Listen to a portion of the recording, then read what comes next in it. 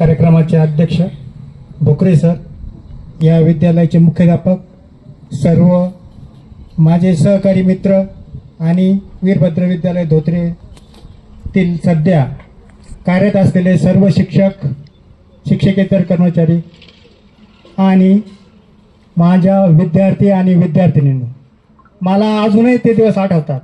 तुम्ही आज म्हणजे ज्या वयात तुम्ही आता सध्या आहे त्या वयात मी शिक्षक असताना होतो.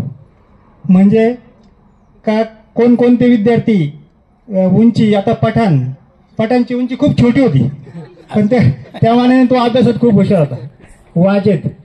वाजेत सुद्धा अभ्यासात खूप हुशार होता. गणित नुसतं सांगायचं उशीर का पटापट, त्यानंतर रुपाली खरेडी सुद्धा.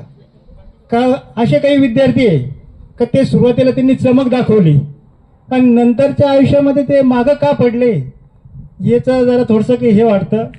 का आमचा विद्यार्थी पुढे गेला पाहिजे, त्यांनी नाव कमवलं पाहिजे आणि देशाचं नाव उज्ज्वल करा, स्वतःचं हे करा आणि प्रगती त्याची झाली पाहिजे.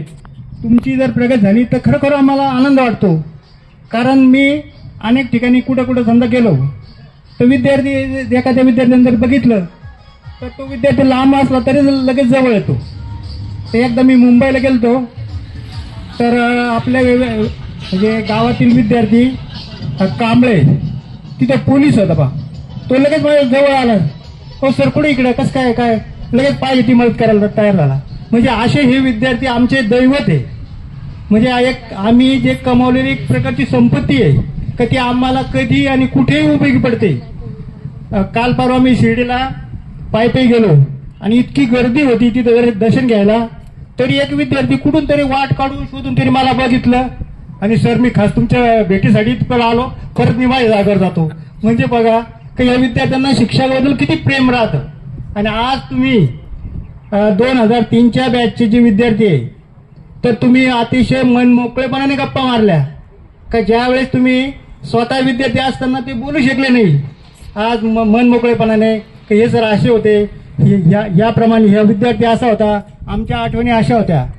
म्हणजे 22 वर्षानंतरच्या तुम्ही आठवणींना उजाळा दिला आणि एकमेकाबद्दलचे असलेले जे प्रेम, आपुलकी हे तुम्ही प्रत्यक्ष मांडली. आणि अशीच तुमची उत्तरेतर प्रगती हो. तुम्ही सध्या म्हणजे जे काही काम करत असेल तर त्या क्षेत्रामध्ये तुमची चांगली प्रगती हो. तुमचं पूर्ण आयुष्य सुखा समाधान जावो. परमेश्वर तुम्हाला दीर्घायुष्य देवो आणि पुढील कार्यासाठी मी तुम्हाला सर्वांना हार्दिक शुभेच्छा देतो. कारण वेळ भरपूर झालेला आहे. ठीक आहे, धन्यवाद.